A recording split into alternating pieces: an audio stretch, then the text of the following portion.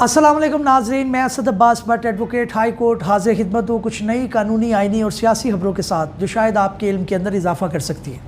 नाज़रीन, एक तुम बात करेंगे कि जो कल का एक फ़ैसला आया है जिसने ना सिर्फ पूरे मुल्क के अंदर बल्कि पूरी दुनिया के अंदर एक सारी खबरों को मांद कर दिया है। वो आपको पता है कि जो अक़लियतों की रिज़र्व सीट्स हैं उसके मुतालिक ऑनरेबल सुप्रीम कोर्ट ने एक फ़ैसला दिया है।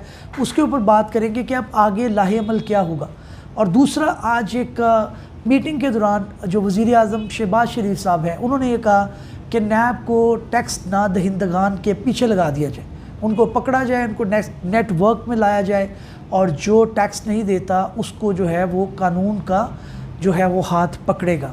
और तीसरी आज खबर फिर पीटीआई के मुतल्लिक है, बानी पीटीआई के मुतल्लिक है, वो ये है कि उन्हें इद्दत निकाह केस के अंदर जो है वो जो उनकी अपीलें थी वो एक्सेप्ट हो चुकी हैं और जो फ़ैसला था ट्रायल कोर्ट का उसे कलअदम करार दिया जा चुका है। तीनों मौज़ूआत के ऊपर बात करेंगे। सबसे पहले चलते हैं जनाब कि जो आपकी अक़लियतों का केस है, जो रिज़र्व सीट्स का मामला था, उसके अंदर ऑनरेबल सुप्रीम कोर्ट ने 8-5 से फ़ैसला दिया। कुल तादाद जो ऑनरेबल सुप्रीम कोर्ट के अंदर जजेस की होती है वो 13 है। फुल कोर्ट बैठा था, तमाम जजेस बैठे थे, उन्होंने अपना अपना जो है वो इजहार ख़्याल किया, इजहार कानून किया, जो उनको उसके अंदर पता चला उसके अंदर वो बात की। अब वो फ़ैसला आ चुका है जिसके अंदर उन्होंने ये कहा है कि जो रिज़र्व सीट्स हैं वो पीटीआई को 80 सीटों के हवाले से मिलनी चाहिए। 40 का तो उन्होंने बिल्कुल कह दिया, और 40 जो लोग हैं जिनका भी एम्बिग्विटी है कि वो पीटीआई के थे या नहीं थे, उनको ये मौका फराहम किया गया है कि जनाब आप अपना एफिडेविट और अंडरटेकिंग देकर आप पीटीआई को ज्वाइन कर सकते हैं। और तब ये लोग जो 80 के लोग करीब लोग आएंगे पार्लियामान के अंदर, तब ये जो है वो उसके अंदर फ़ैसला किया जाएगा इलेक्शन कमीशन ऑफ पाकिस्तान की तरफ से कि जनाब इन जो लोगों की यानी पीटीआई वालों की कितनी जो है वो सीटें बनती। दूसरी तरफ हुकूमत वक्त की तरफ से तनकीद आ रही है कि जनाब ये एक एक्स्ट्रा ऑर्डनरी रिलीफ था, जो है वो क्या कह ले कि इंसाफ की होम डिलीवरी थी। आज जो है वो ख्वाजा आसफ़ ने ये फ्रेज़ इस्तेमाल किया। देखिए, कोर्ट का जो भी फ़ैसला आता है उसके अंदर दोनों फ़रीक़ैन को ये राय होती है, उनकी आज़ादी होती है कि वो अपनी राय का इज़हार करें, अपनी बात का इज़हार करें। वो जजमेंट को डिस्कस भी कर सकते हैं, वो उसको क्रिटिकल एनालिसिस भी दे सकते हैं, ये हमारा कानून भी राय देता है। लेकिन जब बल्ले का निशान छीना गया तो तब इन्होंने कहा बहुत अच्छा हुआ। जब इलेक्शन कमीशन ऑफ पाकिस्तान ने इनको टिकट नहीं देने दिया बल्ले का, तब इन्होंने कहा बहुत अच्छा हुआ। पीटीआई वाले किसी दूसरी पार्टी में जाने लगे, इन्होंने कहा कि जनाब ये भी नहीं जा सकते, उसको भी पकड़ देकर शुरू हो गई। फिर उन्होंने इवेंचुअली सुन्नी इत्तेहाद कौंसिल को ज्वाइन किया, उनको भी रिज़र्व सीटें इलेक्शन कमीशन ऑफ पाकिस्तान ने नहीं दी। तब मामला पेशावर हाई कोर्ट से जो है वो सुप्रीम कोर्ट तक आया। तो बात ये करने की है कि जब फ़ैसला आपके हक़ में आए तो हुकूमत वक्त जो है वो बगलें बचाते हैं कि जनाब बड़ा अच्छा फ़ैसला है, बड़ी अच्छी अदलिया है, देखिए क्या कर दिया क्या नहीं हुआ। यहाँ तक जजेस को मैं सलूट करने को दिल करता है कि उन्होंने अपनी महारत को बाला ताक रखते हुए इस चीज़ से कतई नज़र कि उनको सुना था एक जुडिशल पैकेज मिलने जा रहा है जिसके अंदर 3 साल तक उनकी जो है वो मुद्दत मुलाजमत बढ़ा दी जाएगी। चीफ जस्टिस जो है वो अगले मज़ीद 3 साल जो है वो रहेंगे। इसी तरह से दूसरे जो जजेस हैं उनकी भी 3 साल हो जाएगी। कुछ हाई कोर्ट में भी इस तरह की खबरें थी। लेकिन ये चीज़ मानना पड़ेगी कि ये सारी चीज़ें जो है वो इनको जुडिशरी ने बाला ताक रखा, ऑनरेबल सुप्रीम कोर्ट ने बाला ताक रखा और जो मेरिट के मुताबिक फ़ैसला था वो दिया।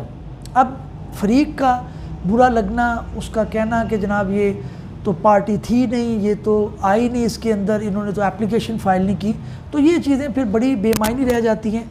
अगली जो बात यह है कि इसके अंदर क्या हुकूमत वक्त कोई रिव्यू फ़ाइल कर सकती है, तो उसकी गुंजाइश बहुत कम है।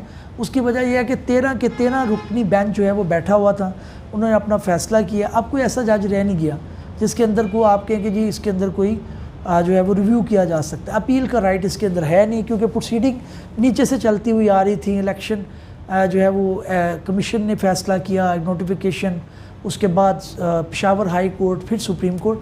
तो ये बहरहाल अब देखना पड़ेगा। उन लोगों के ऊपर ये मबनी है कि जो लोग जो है वो अभी 41 के करीब जिन्होंने पीटीआई को कागज़ों में ज्वाइन करना है, उनके ऊपर क्या प्रेशर आता है, क्या मंडी लगती है, कौन बिकता है कौन भागता है। दोनों फ़रीक़ैन का दावा है कि नहीं छोड़ के जाएंगे, वो कहते हैं हम ले लेंगे। तो ये तो ज़रा आने वाला वक्त बताएगा। लेकिन कानूनी तौर पर जो है वो हमें मानना पड़ेगा कि हमारी जुडिशरी डेवलप की है, एक अच्छा फ़ैसला आया है, लोगों ने पढ़ा है उसको, लोगों ने अप्रिशिएट किया है। और जो एक मुहज़्ज़म माशरे के अंदर फ़ैसला आना चाहिए, फुल कोर्ट का फ़ैसला है, 8-5 से 5 ने इख्तलाफ भी किया है। तो ये मुहज़्ज़म माशरों के अंदर इसी तरह के फ़ैसले आते हैं। I am very happy in a sense के जुडिशल सिस्टम आगे बढ़कर आया है। किसी एक पॉलिटिकल पार्टी का फ़ायदा हुआ है, नुकसान हुआ है, इस आर्गूमेंट में मैं नहीं जाऊँगा। अगली खबर जनाब यह है कि शहबाज शरीफ साहब ने आज कहा है कि जो नादहिंदगान है, टैक्स नादहिंदगान है, उनको पकड़ कर जो है वो नैब के हवाले किया जाए, नैब उनको पकड़े। मैं ये कहना चाहता हूँ कि जनाब 3-4 चीज़ें हैं। आप एक तो कारोबारी सिस्टम को आगे बढ़ाएं, कंस्ट्रक्शन का काम, प्रॉपर्टीज़ का काम, दूसरे मामलात आपने बिल्कुल उनका जो है वो कहते हैं कि एक पट्ठा जो है ना वो बिठा दिए। आपको पता है जब कंस्ट्रक्शन का काम चलता है तो उसके अंदर कई ज़्यादा इंडस्ट्रीज़ चलती हैं, लोगों को रोज़गार मिलता है, लोगों को मौके मिलते हैं कि वो रोज़गार कमा सकें। तो इस सेंस के अंदर अगर आप करेंगे तो ट्रांजैक्शन के अंदर टैक्स ऑटोमेटिकली आ जाता है।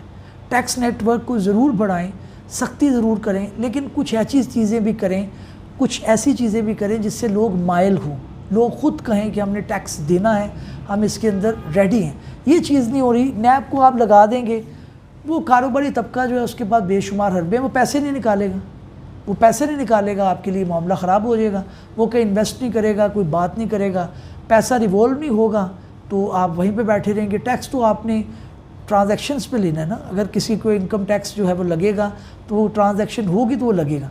तो आप ये जो बंदिश कर रहे हैं, नैब ने आगे मुल्क का जो है वो बड़ा बेड़ा गर्क किया है, इन अ सेंस कि पॉलिटिकल विक्टिमाइजेशन लोगों की करवाई है। कोई अगर काम करने वाला था, कोई डेवलपर था, उसने नून लीग का नहीं है जी, पीटीआई का। यार कारोबारी तबके को तो आप छोड़ दें, उसका किसी से क्या लेना देना। वो आपके लोगों को रोज़गार दे रहा है, वो वकील को केसेस देता है, वो मज़दूर को जो है वो दिहाड़ी देता है, वो अपने एम्प्लॉयज़ को तनख्वाही देता है। कारोबार को बढ़ने दें, उसको आप सियासत की नज़र ना करें। बहरहाल अभी देखते हैं आने वाले वक्त में क्या होता है। तीसरी जनाब खबर ये है कि पीटीआई के दोस्तों के लिए खुशखबरी है कि आज जो है वो इद्दत निकाह केस के अंदर भी बुशरा बीबी और इमरान खान जो बानी पीटीआई हैं, उनकी सज़ाएँ ख़त्म कर दी गई हैं। जो फ़ैसला है उसको कलअदम करार दे दिया गया। अच्छी बात है फ़ैसला कि जो बुनियादी चीज़ यही थी कि 6 साल जो है वो खावर मानिका साहब खामोश रहे, उन्होंने कोई बात नहीं की। उसके बाद ये है कि जो है वो बड़ी ग्राउंड्स थी इसके अंदर के जो इद्दत शरीयत के अंदर है, जो इद्दत आपकी कानून के अंदर है, उसके अंदर 2 मुख्तलिफ चीज़ें हैं। ये भी एक आर्गूमेंट थे जिसके ऊपर बात होती रही। बहरहाल ये बड़ी एक दिल जिगरे की बात है कि अपील जो है वो डिस्ट्रिक्ट लेवल के ऊपर एक्सेप्ट हो गई। ये मेरे भी देखने में कम आया है। इतने प्रेशर के बावजूद मामला या हाई कोर्ट में जाता है या फिर सुप्रीम कोर्ट में जाता है। लेकिन सुप्रीम कोर्ट क्योंकि ज़ाहिर है फ़ैसले कर रही है, जो है उन्होंने भी ख़त लिखा है, गवर्नमेंट के और प्रोसिक्यूशन के नरगे में नहीं आ रहे, तो फिर निचले जजेस ने भी जो है वो हाथ तगड़ा किया। उन्होंने कहा जी हम अपनी आज़ाद मंशा से फ़ैसला देंगे, अगर बनता है तो हम कैद कर देंगे, बानी पीटीआई को नहीं बनता तो जाहिर है उनको फिर बरी करना पड़ेगा।